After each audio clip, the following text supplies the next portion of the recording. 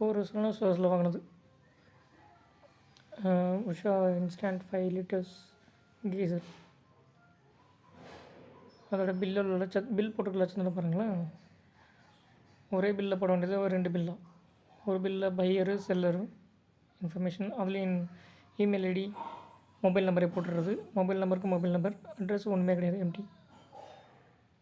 கேட்டால் இது வாரண்டி பில்லாம்.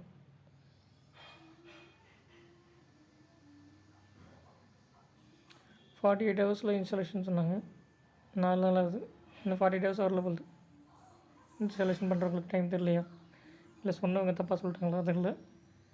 இன்னி வரைக்கும் இன்ஸ்டாலேஷனுக்கு வரல. 17 தேதி வாங்குது, இன்றைக்கி இன்னும் 20.